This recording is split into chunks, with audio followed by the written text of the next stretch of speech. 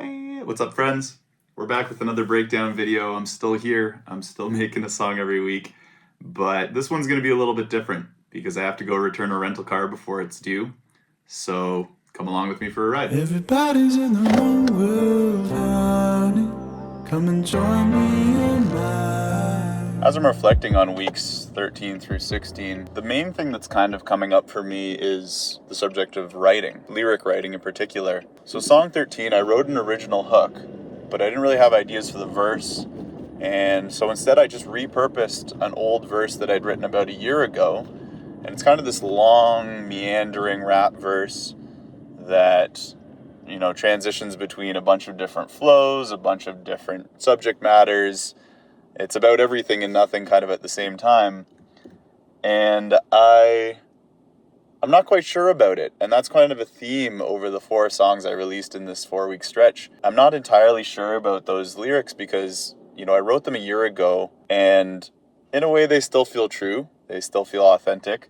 But in a way they don't, because I'm in a different place than I was when I wrote them, different headspace, different energy, and things in my life have shifted and changed. So it's a little bit interesting kind of going back to that and trying to embrace those lyrics again. And by contrast, in week 14, I ran out of time and I wasn't really able to write anything at all.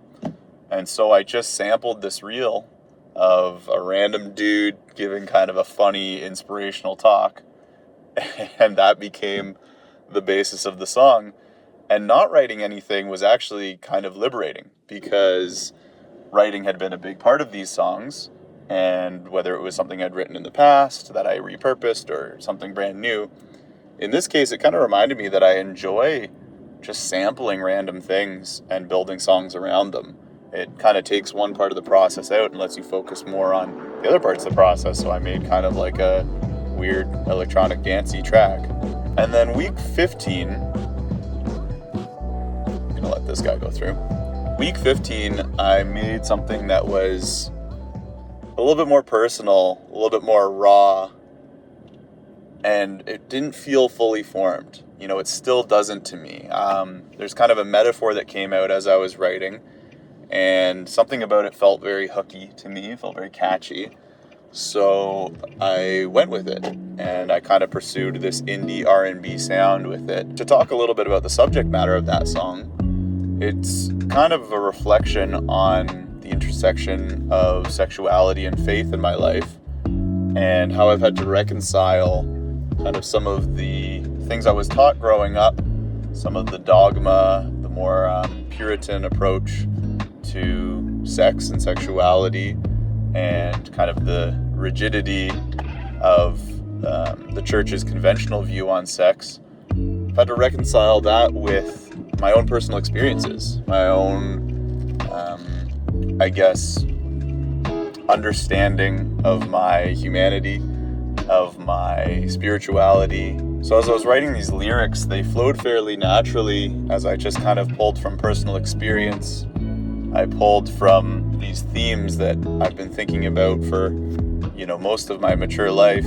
And it's a little bit cringe. I gotta be honest. I still look back or read the lyrics back and I think this is a little bit raw, a little bit uncrafted, but I like it. And so I decided to put it out there anyways. It's kind of interesting to write something that admits fault and flaw and is kind of self-critical, but also uncovering some of the patterns of shame that you've experienced in your life. You fear judgment kind of from people on both sides of that coin. Those who might be a little bit more traditional in their thinking, who will feel uncomfortable with you expressing desire, for example, lusts, passion, a more wanton approach to sexuality. And then on the flip side, people who kind of feel uncomfortable when they hear any sort of religious dogma being brought up, expressed, any of those concepts that the church espouses. So I felt hesitant to share it especially with my core audience, especially with, people that I care about their opinion of me, and I do think about how I present to them more so than the general world, I suppose. So that's my long-winded explanation of song 15. Song 16, I wrote while I was on vacation in California last year. Oh, this year. Dang. This year. In San Luis Obispo, which is a beautiful little town, kind of between Santa Cruz and Los Angeles, which is the drive that I was doing at the time. And I decided to go to this kind of fancier hotel in town and just have, one or two cocktails at the bar for the experience. I wasn't staying at the hotel, I was staying somewhere a little bit more feasible financially. But I sat at the bar, and I just happened to kind of be sitting next to some, more middle-aged women, and middle-aged is such a loaded phrase.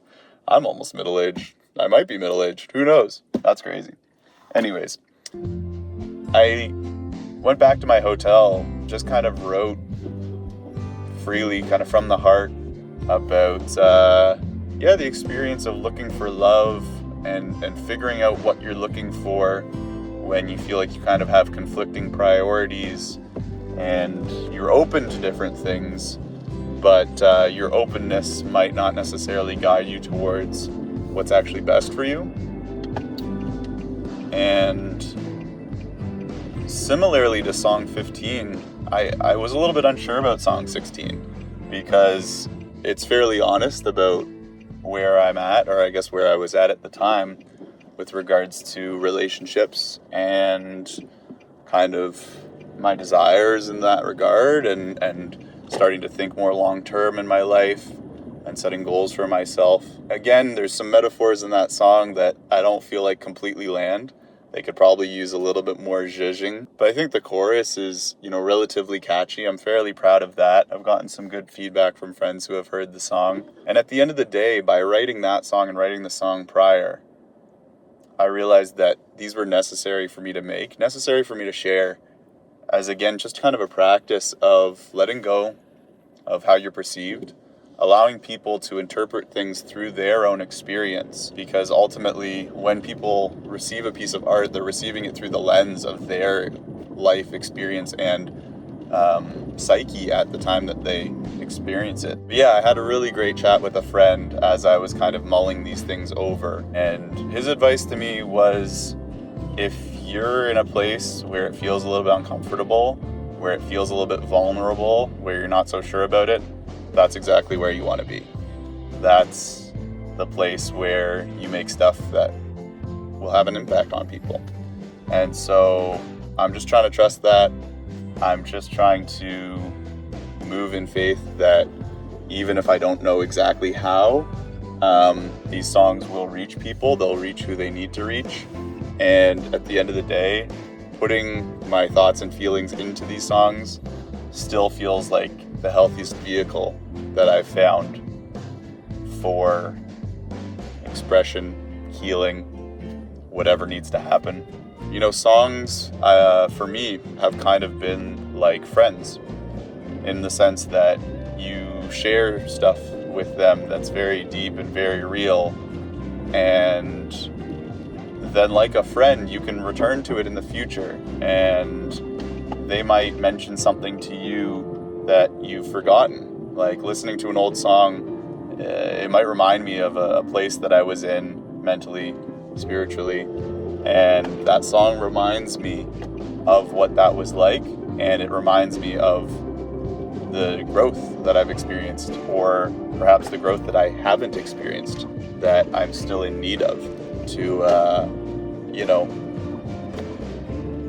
maybe cut some of the patterns that I don't want in my life anymore. So these are kind of all my thoughts about writing, especially as it relates to the 4 songs I released from weeks 13 to 16. I hope this resonates with you in some way. I hope this is useful. It's a little bit of a different style than my usual production breakdowns, but I appreciate you listening to me ramble and wax idiotic as always, and I'll see you in the next one. Peace.